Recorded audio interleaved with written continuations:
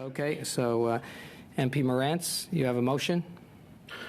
Yes, I'll just read it into the record, Mr. Chair, that in relation to the motion adopted on May 16, 2023, the committee reaffirms its intention to receive a cumulative duration of 20 hours of testimony concerning Bill C-47, also known as the Budget Implementation Act No. 1. However, irrespective of the aforementioned motion, it is ordered that the committee refrains from initiating the clause-by-clause examination of the bill until the committee has completed the full 20 hours of witness testimony, and that once the committee has completed 20 hours of witness testimony, clause-by-clause consideration being on the business day following the culmination of testimony. That's my motion, Mr. Chair. See, so on that speaking list to your motion, is that PS Beach? Is that what you're raising your hand for? Yeah, I would like to be on this. Sorry. Okay. Yes, I would like to be on the speaking list, but I would also like to know if the motion is actually in order. It is in order. Oh. It is in order. Your motion is in order. Okay. Well, then thank you, Mr. Speaker. Sorry, do I have the floor? I have a point of order, Mr. Chair. Oh, he's got another point of order. Another point of order, yes. Yeah. Given that I introduced the motion, do I not have the floor to speak to it? I speak to your motion, yes. Okay, thank you very much. All right, Mr. Chair. Point of order, sorry, MP Morantz. Point of order, Mr. Chair. Point of order, MP Perkins. Could I be added to the list, please? Yeah, I've got you on after PS Beach. Yep. Thank you, Mr. Chair. Now, we have a situation here which is very, very concerning. And that's why we're bringing forward this motion. And I want to speak to the motion itself. The budget that was presented at the end of March calls for $490 billion worth of spending. Essentially, almost $500 billion worth of spending, for which we've had only 10 hours of witness testimony. Now, we can go back and forth as to how we got to this point, but I want to point out to the committee that this budget is approaching in spending 25% of the GDP of this country. It is a massive expansion of government into the economy, and I think is well deserving of more than 10 hours, only 10 hours of witness testimony. The fact of the matter is there are many, many things. The budget document itself is well over 400 pages. It speaks to not just financial matters, which I know Canadians would normally assume, if you ask them what a budget was, they'd say, well, it's about spending, it's about revenue. But this budget actually has 51 different acts that it amends, many of which have actually nothing to do with budgets. We saw the government get into trouble over this just a few years ago when, in a very simple bill, an omnibus budget implementation bill was implemented that had a clause buried in it that would give the Attorney General, Minister of Justice, the power to provide a deferred prosecution agreement to a single company. I'm not convinced at this point, because I asked the Public Services question, whether or not any similar clause might exist within this bill, which would give a single company the ability to be benefited in some way. It is impossible, really, for this committee to review all of these provisions, and that's why I was disappointed to see that the committee did not proceed with at least referring some of these clauses to the relevant committees. I don't think this committee is equipped, for example, to review matters of sanctions under the Magnitsky Act, for example, and so now we're not even doing that. Now, again, we can wrangle over how we got here. The fact of the matter is that the finance minister would not agree in advance to tell us she was coming here for 2 hours. In fact, the day she showed up at committee, we didn't know how long she was staying, which makes it very difficult for us to prepare our questions on such a massive bill, Mr. Chair.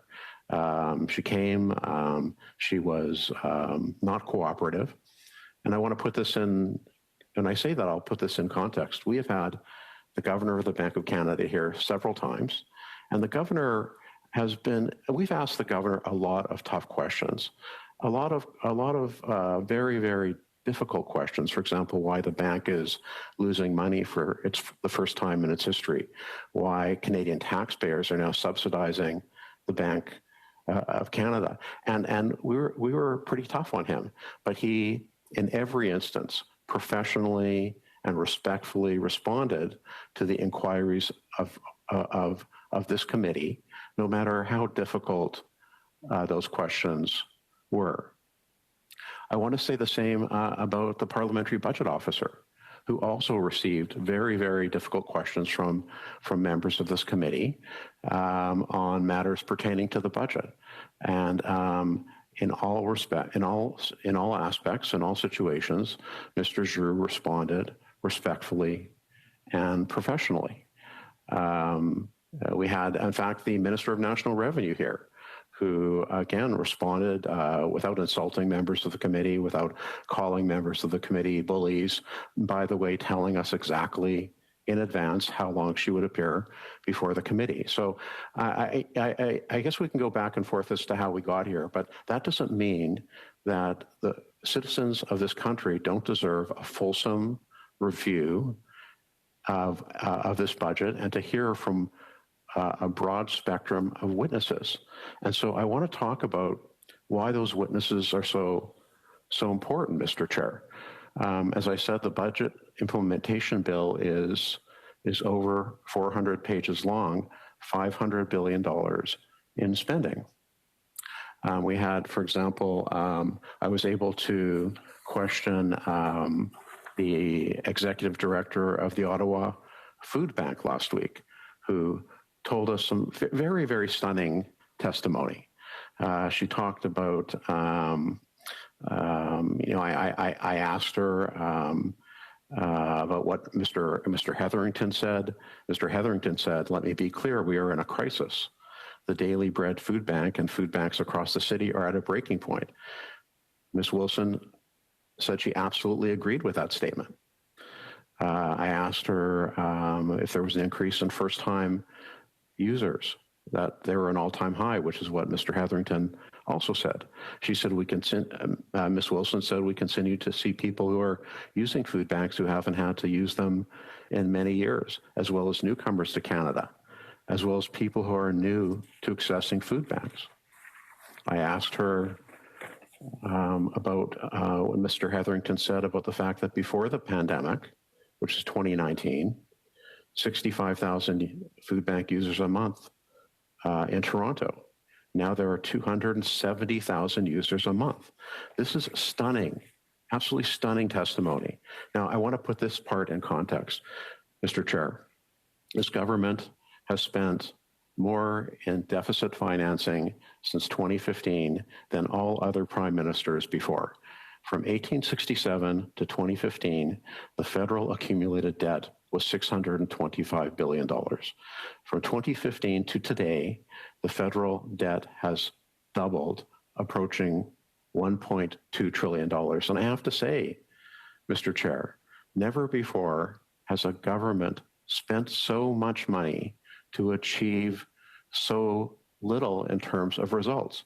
And the proof is in Mr. Hetherington's testimony.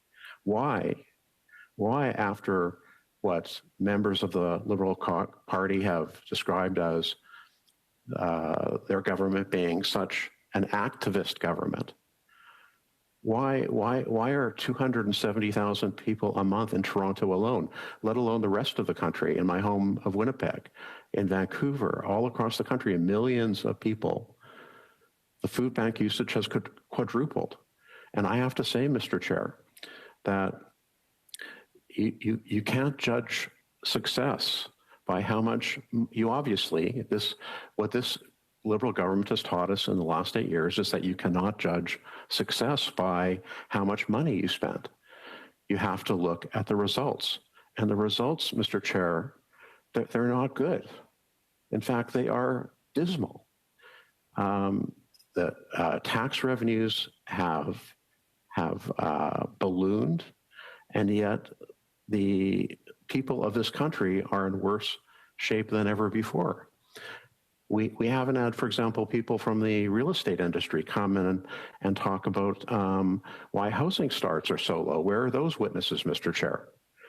We haven't had people from the healthcare profession to come and talk about the dire circumstances in Canada's healthcare system across the country. So much money has been spent, and there's just been such dismal results, Mr. Chair, and it just demands special consideration more than just 10 hours of witnesses. Ms. Wilson said that she saw an increase of users of about 30% over last year, but 86% over her 2019 numbers. This is not success. When Canadians are going hungry, and by the way, the number of people who are employed who are using food banks has spiked dramatically. That's a terrifying statistic. These are people who are working, who are actually doing their best to make ends meet and cannot afford to put food on their table. And those numbers in Ms. Wilson's food bank have gone up 86% over 2019. We had the food bank director from Mississauga here, Mr. Chair, said 5% of Mississauga are going to food banks. 1 in 20 Mississaugans are going to food banks. Like, it's absolutely appalling, Mr. Chair, and yet government members will try and defend their record because they like to say, well, we sent out a check for this and a check for that. By the way, the check that just went out for the grocery rebate, both the Mississauga Food Bank and Mr. Hetherington's food bank said that that will not help. They were very, very clear that it is not the solution. What Conservatives have said, the solution is to let people keep more of their paychecks. Let them have more powerful paychecks so they can actually afford to pay for groceries. It's not rocket science, Mr. Chair. It's very clear that Canadians are struggling, and they're struggling because of the nickel and diming by this government, tax increase after tax increase, eroding the spending power of their paychecks. We haven't had witnesses, for example, speaking of eroding the spending power of paychecks, we haven't had witnesses in to talk about, other than Mr. Cross, to talk about the cause of inflation in this country. For 2 years, government members have said, well, this is a problem, it's an international problem, it's come to our shores, it's not our fault. Nothing is ever the government's fault, but we need witnesses to come and talk about this, Mr. Chair. We need witnesses to come and talk about how profligate government spending directly causes inflation. Now, what Mr. Cross said was that when the issue of inflation being international was true, but this is 2 years later.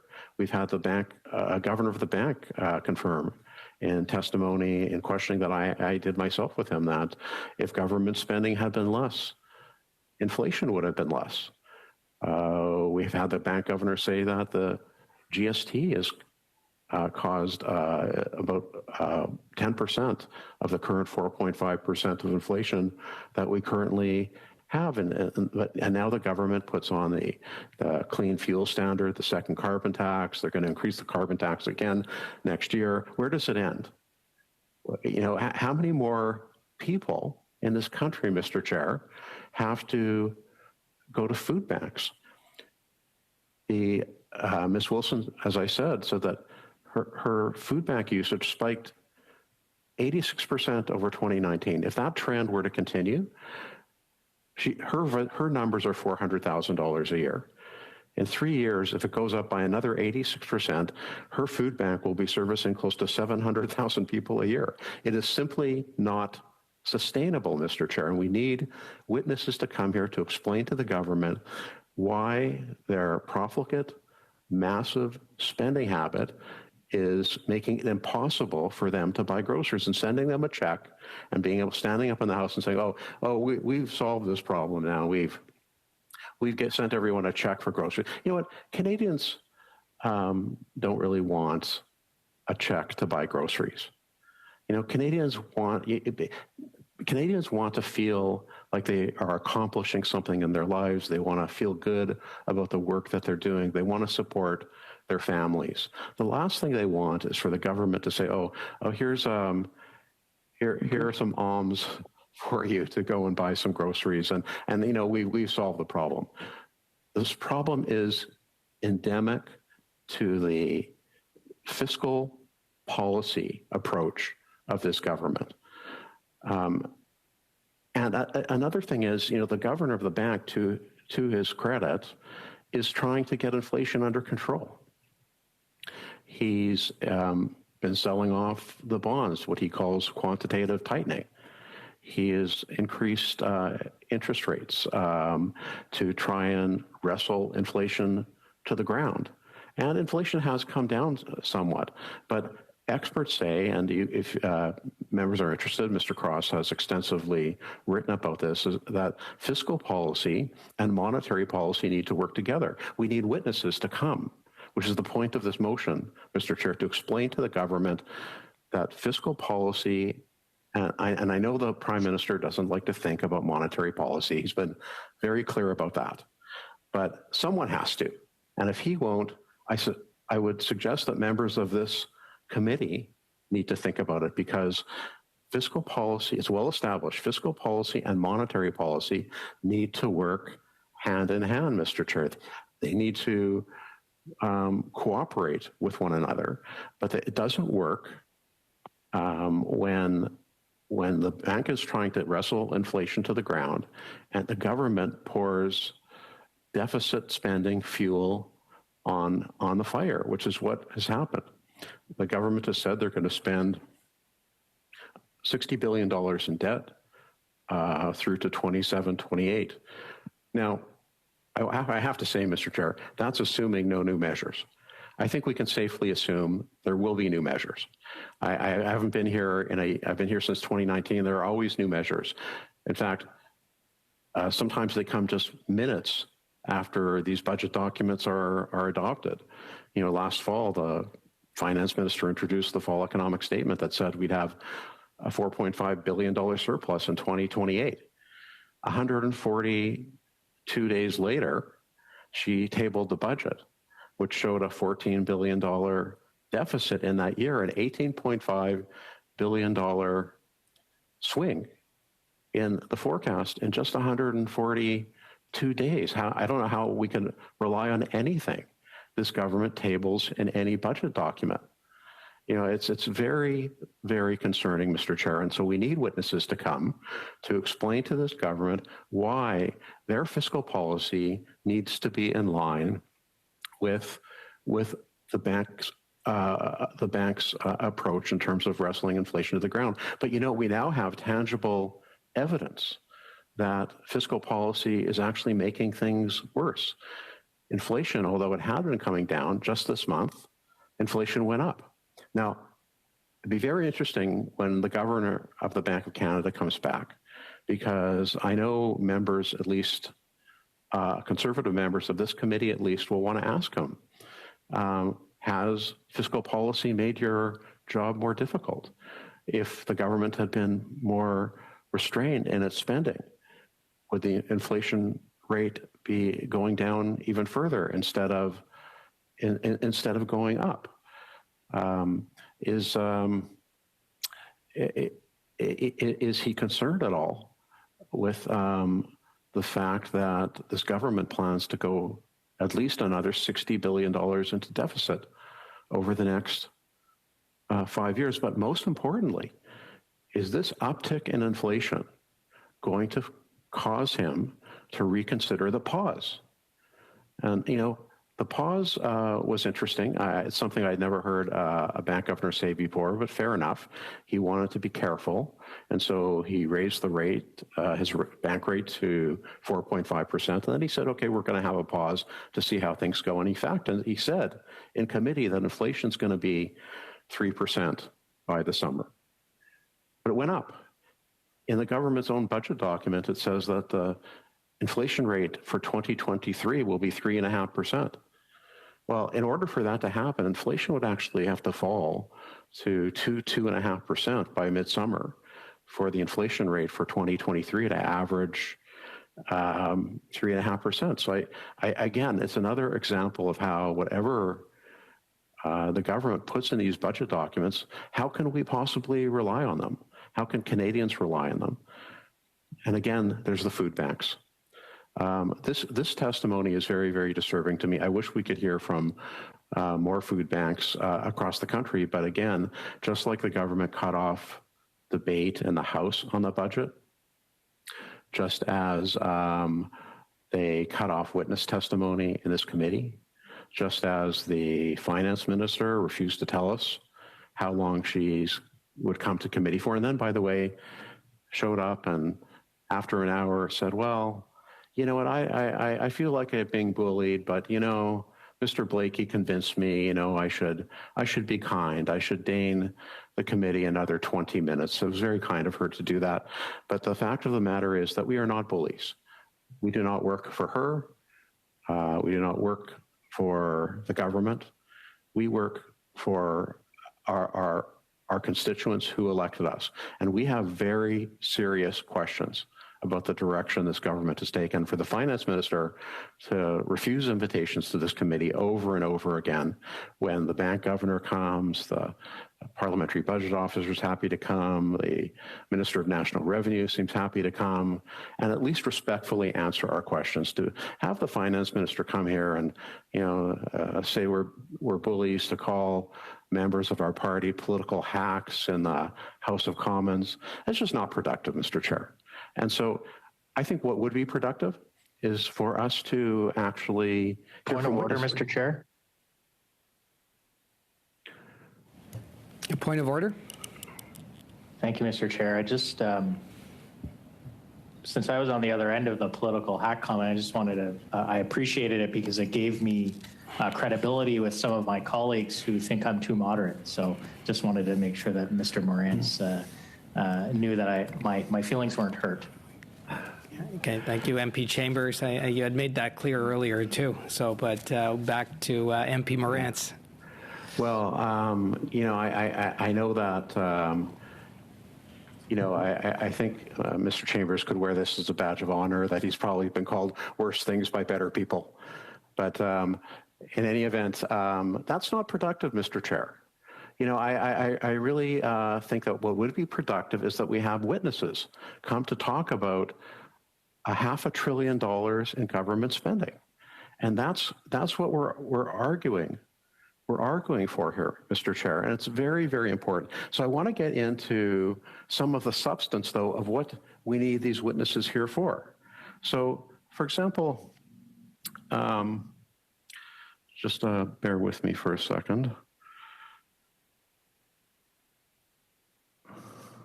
So I have the department actually provided a document. There's one thing I wanted to mention, by the way. When we had Ms. Dwyer here a while ago, I asked her what this issue was with CRA not accepting checks over $10,000. And she said, well, that's the way it's going to be. You know, maybe they'll make some, you know, someone can't do it if they can't figure out how to transfer electronically. I'm paraphrasing, but she said essentially something like, well, CRA will try and help them. And I just saw like a news report that she testified in front of the Senate committee that CRA is going to be accepting these checks. So, for example, that's another reason why we need to get clarification on many of these things. But the report that the department provided, the overview, is close to 90 pages long, Mr. Chair. It's massive. You know, there's electronic filing and certification of tax information and electronic payments. We need more time to discuss those types of things. We did get to speak about the doubling of the expense credit for tools of the trade. Although it would have been actually nice to get testimony from my colleague, Mr. Lewis, about his bill on this matter. We have not heard from the real estate industry, Mr. Chair. When housing is a major crisis in this country, affordable housing in general, this country is growing. It's going to be much bigger over the next 10 years. We have a massive shortage of housing, and housing starts have gone down. And yet we have not heard from experts at this committee on housing and what government can do to create the environment that home builders need to get houses built in this country. That's a major hole in witness testimony, and those voices are not being heard, Mr. Chair. We have new rules on house flipping, which we have not heard external witness testimony about to find out how those might affect the market. I'm not saying it's maybe not a good thing. I just don't know, because we haven't had a chance to hear from people representing co-ops, from people who are in the real estate industry, people in the banking industry, what this type of change in the rules of our real estate markets might have. And so it's a huge gap in our witness testimony. Taxation of veterans and active members' benefits. Again, we all have great respect for our veterans, and yet we haven't heard from any veterans, Mr. Chair. They haven't appeared before committee on this budget, and yet their benefits are being directly affected by this budget. Why haven't we heard from veterans organizations? And all we said is we want another 10 hours of testimony, which really could have been done by now, before we get to clause by clause. It's not like we're asking for the moon. So, and it wasn't like we were asking the finance minister to do a lot other than to come to the committee for 2 hours. Yet at every step of the way, this government seems to want to cut off debate on the budget in the House, cut off witness testimony. Maybe it's because they didn't like the 10 hours of witness testimony that we had. It was pretty bad for the government. There wasn't a lot of good things said about this budget, or any that I can recall. So maybe they wanted to stop the bleeding. It's really hard to say, Mr. Chair. I can't get into their minds. I can only really speculate. But nevertheless, that's the point of having these meetings, of having an opposition to the government that can point out flaws. And we know, Mr. Chair, that an effective opposition is fundamental to good governance. We know that because all we have to do is look around the world and see, look at countries that don't have an effective opposition. And you know what happens? In those countries, bad things, Mr. Chair. So we can see right now in Russia and in China and in many other places, in Sudan and many places around the world. But getting back to the issue of witness testimony, Mr. Chair, there's a provision here, Part 1E, technical changes, the Gottfriedson class settlement agreement, dealing with a class action proceeding on behalf of 325 Indian Act bands. We haven't heard from those bands about what this settlement means, Mr. Chair. No Indigenous testimony, in fact. No Indigenous testimony, Mr. Chair, about this budget. If I were a member of Indigenous communities across this country, I would be aghast at the short shrift this government is giving to Indigenous communities, especially when their legal status has been affected by this budget, and yet no Indigenous testimony. We talked about the grocery rebate already, so I'll move on from that one. There's also the automatic advance for the Canada Workers Benefit. That might be a good thing, Mr. Chair, but again, we haven't heard from workers. We haven't had unions speak to what this means for its members. Registered education savings plans, Mr. Chair, another area that we have not had witnesses on. No witnesses on the RESPs, a very important program. I know I had them myself for my kids. I'm sure many members of this committee had them. Millions of Canadians have these RESPs, and there are changes being made to the RESPs. We haven't been able to hear from parents groups. We haven't been able to hear from schools. Just a complete absence of testimony on a policy that will affect millions and millions of Canadians. Zero testimony, Mr. Chair. The Registered Disability Savings Plan. This one is actually near and dear to my heart, Mr. Chair. I don't know, probably many of committee members don't know, but my son Nathan was born in 1999, and when he was 2, he was diagnosed with autism. He was actually among the most severe. And when Mr. Flaherty brought in this particular program, we were among the first to sign up for it. The Registered Disability Savings Plan is an extremely important program for families in this country that have a loved one with a disability. We have not heard from disability groups. I would love to hear from disability groups about what we could do to improve the effectiveness of the Registered Disability Savings Plan. Mr. Flaherty, may he rest in peace. This was a signature accomplishment of his career, and he was an excellent finance minister for this country. And I can guarantee you, he would never do what this government is doing now in terms of their spending. And so, you know, where are the special needs groups? Why isn't the St. Amant Center in Winnipeg here testifying about the importance of the Registered Disability Savings Plan?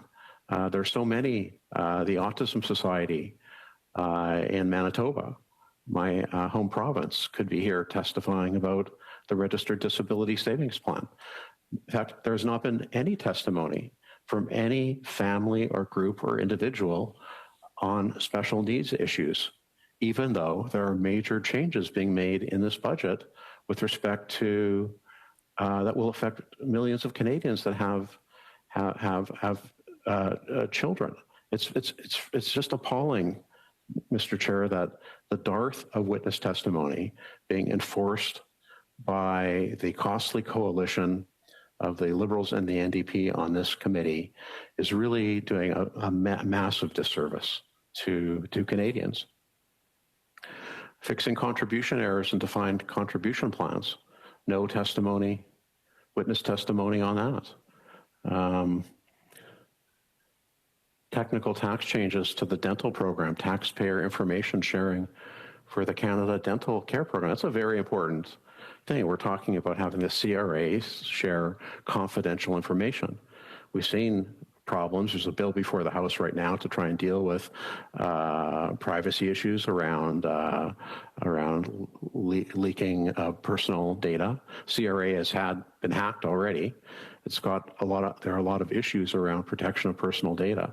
And so again, it would be interesting to hear, for example, from the dental profession, for example, about this issue. But no, we haven't had those witnesses either. Hedging and short selling by financial institutions.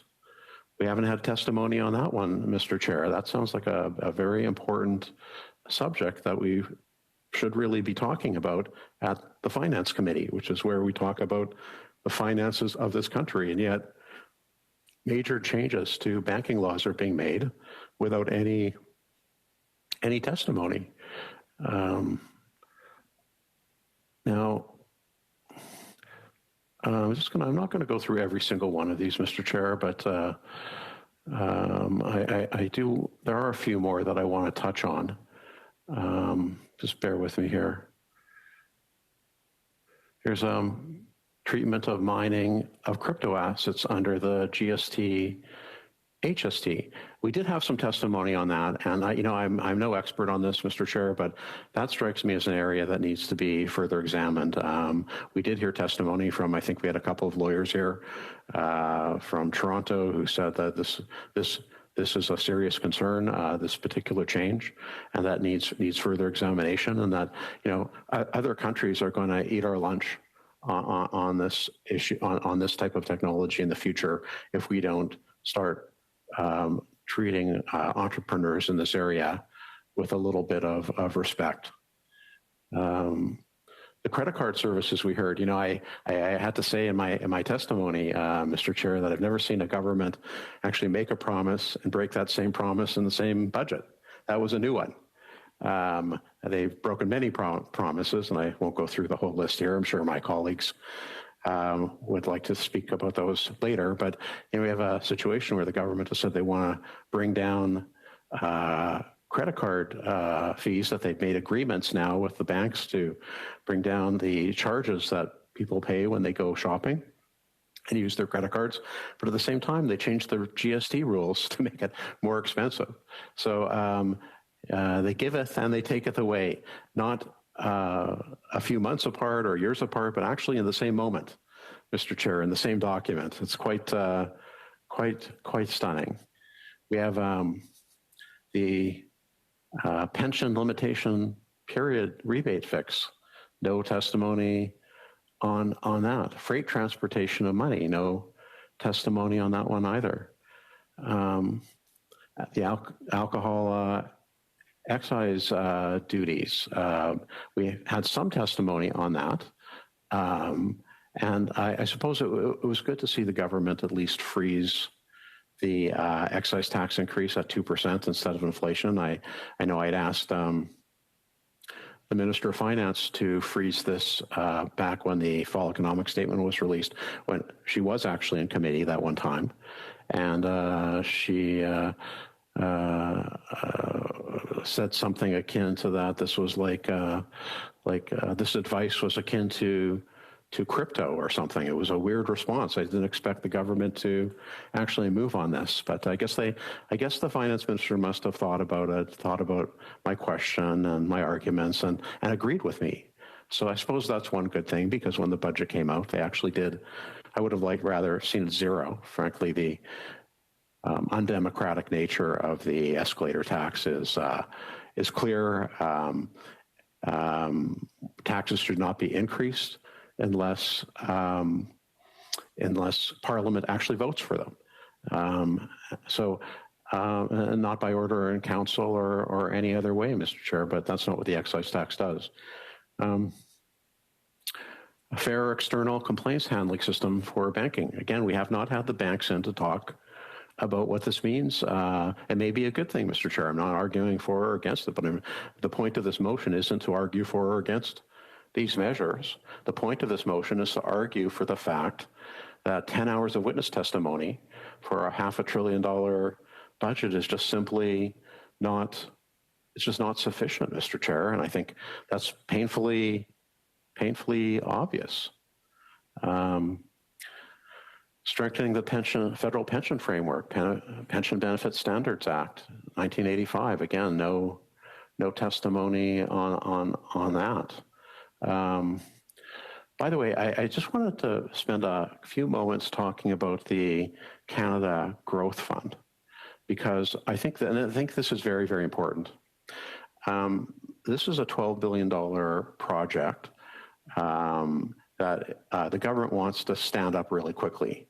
Now, in my experience and in my prior life as a lawyer, is that when clients rush to do things, often mistakes are made.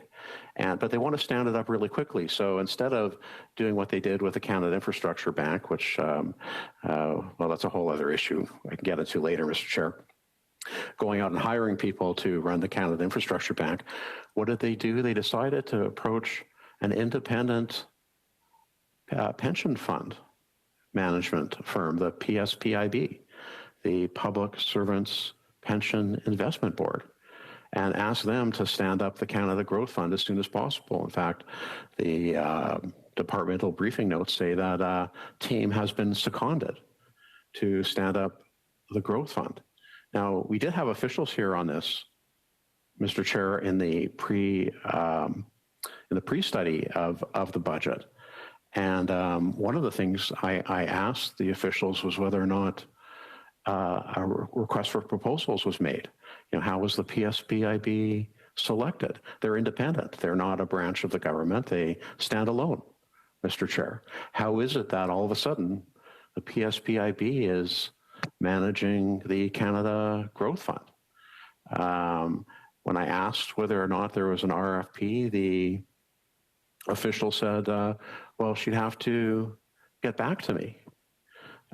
Which is fine, Mr. Chair, but the problem is that this is now approaching the end of May, and I've not heard back. I don't know why the PSPIB was selected without having to go through a request for proposals. In fact, the Government of Canada's own website on procurement says that for the public service to retain services of any company over $100,000, it must go to an RFP.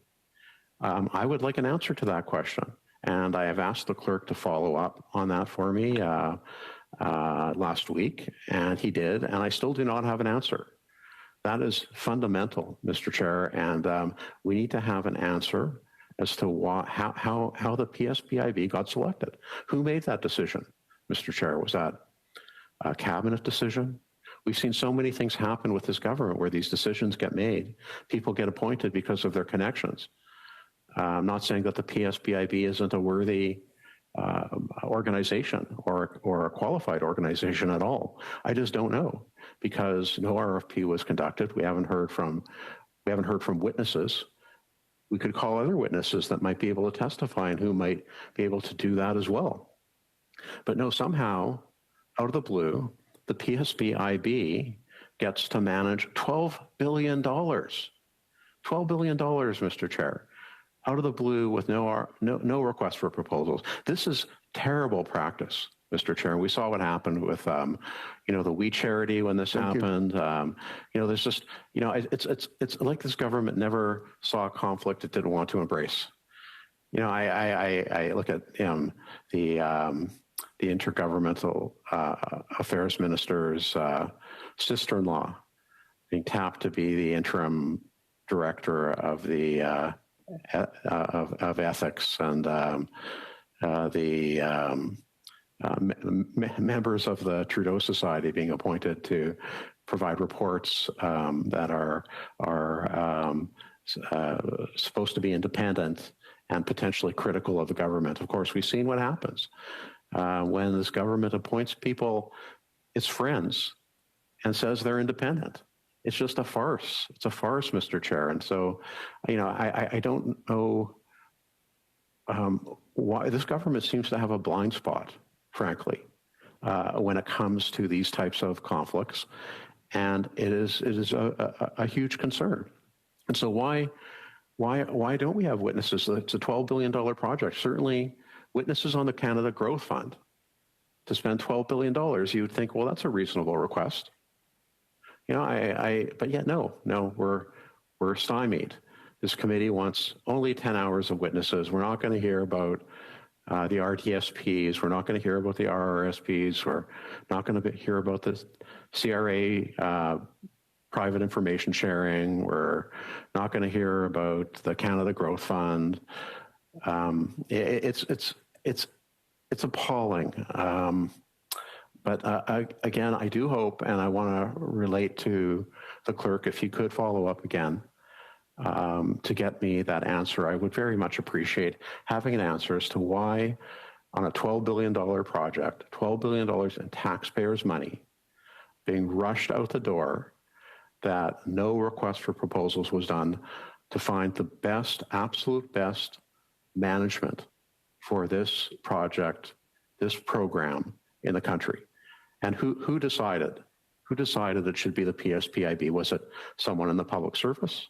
Was it a minister? Was it the prime minister? It's a mystery, Mr. Chair, and I don't like mysteries, especially when it comes to taxpayers' dollars, especially from a government that said it would be open by default, from a government that pretended to be the most transparent government, well, in Canadian history. Another important promise broken. Money laundering, Mr. Chair. Again, we have not heard from any witnesses about the important issue of money laundering in this country. Canada has become a safe haven for money launderers. In fact, we have our own nickname now.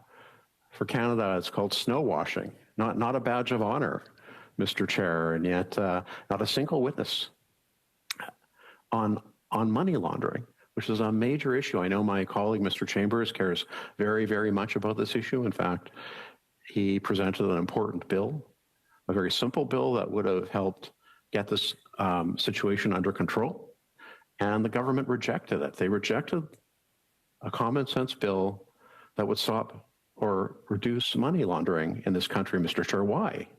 Is that responsible government? No, it's not responsible government. That's why we should be hearing witnesses on why Canada has the nickname snow washing, of all things. Again, not a badge of honor. Supporting economic growth of developing countries, potential tariff for redeveloping countries in Division 4 of C-47. This may be also a very laudable goal, but we have no explanation of this. We have no witness testimony. It'd be interesting to hear from developing countries, in fact, as witnesses on this matter.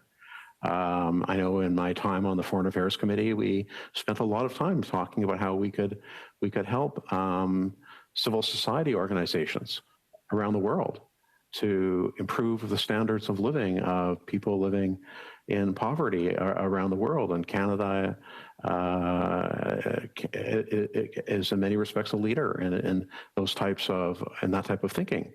But again, another very important part of this budget, nothing, no witnesses, no testimony. Indefinite withdrawal of most favored nation status from Russia and Belarus. And again, this gets back to, by the way, this is in the budget bill, Mr. Chair. Indefinite withdrawal of most favored nation status from Russia and Belarus. I ask all the people who are watching this committee meeting now, what does that have to do with a budget? Send me your emails. It has nothing to do with a budget. It's again gets back to this issue of the dangers of omnibus bills. And so I may get back to some of these provisions in a few minutes, Mr. Chair, but I do want to say I think we also need to have witnesses about omnibus bills, that this practice has gotten out of control. And I have, it's an academic article written by Louise Massacote. I won't read the whole thing, but there's one passage in here that I think really needs to be read into the record. It talks about, it's not a recent document. It refers to an older Bill C-38, but it said, Bill C-38 has been widely condemned and criticisms came from unexpected sources. Why are so many people concerned with omnibus bills? The reasons are, in many ways, the exact reverse of the previous ones. From the point of view of the opposition, omnibus bills are as attractive as the closure, time allocations, supply guillotines, and so on. They create quandaries for opposition parties and oblige them to object to some popular measures delicately hidden in a less attractive package. The real question, however, beyond the convenience of the government or of the opposition parties may well be, is the public interest well served by omnibus bills? Take, for example, the clause-by-clause study in committee. When a bill deals with topics as varied as fisheries, unemployment, insurance, and environment, it's unlikely to be examined properly if the whole bill goes to the Standing Committee on Finance. The opposition parties complain legitimately that their critics on many topics covered by an omnibus bill have already been assigned to other committees. The public has every interest in a legislation being examined by the appropriate bodies. We know that speakers have consistently refused to act as referees on such issues, while at times hinting that the House might provide for some special procedures. One of them, Lucien Lamoureux, came up with what is probably the best question. Is there any end? And this is the point of this article. Where does this go? Could a government wrap up half of its legislative program into a single measure dealing with the improvement of life of Canadians or ensuring prosperity for all? We often hear that omnibus bills are like closure and time allocation. All governments do it, but this is why the most eloquent pleas against the practice of omnibus bills have been made in the past by the present Prime Minister and were no less eloquently refuted by then cabinet ministers now sitting in opposition. But in recent years, the logic behind omnibus bills has been pushed to extremes never seen before. It has been computed that between 1994 and 2005, budget implementation bills averaged 73.6 pages, while since 2006 they averaged 308.9, 4 times longer. But the increase is even more huge than it looks. While during the first period, a single budget implementation bill was presented each year, there were none in 2002 and 2 in 2004. Bills that mature have since then been presented twice a year, bills of that nature have since been presented twice a year, except in 2008, when there was a single one. The yearly average of budget implementation legislation in recent years is therefore closer to 550 pages. This is 7 times longer. Another contrast is that during the first period, budget implementation bills tended to be slimmed down markedly between first reading and royal assent, while in recent years, they kept their initial size throughout. The debate on Bill C-38 reminds us that omnibus bills have become a slippery slope, now generating high controversy. In my view, they do very little to improve the already low esteem in which legislators are held by the Canadian public. My colleague Ned Franks wrote 3 years ago that omnibus budget implementation bills subvert and evade the normal principles of parliamentary review of legislation. I fully concur with his assessment. I couldn't have put it better, Mr. Chair. With that, I think I'm probably going to give up the floor for the moment. I would ask the clerk to put me back on the list, though. And I do hope, though, and I just want to say that some of the things I've said have had some influence on the other members of this committee. It is vitally important. We need to, the Liberals need to put their partisanship aside and look out for the best interests of all Canadians. In a $500 billion budget, reaching almost 25% of this country's GDP, Canadians deserve no less. Thank you, Mr. Chair.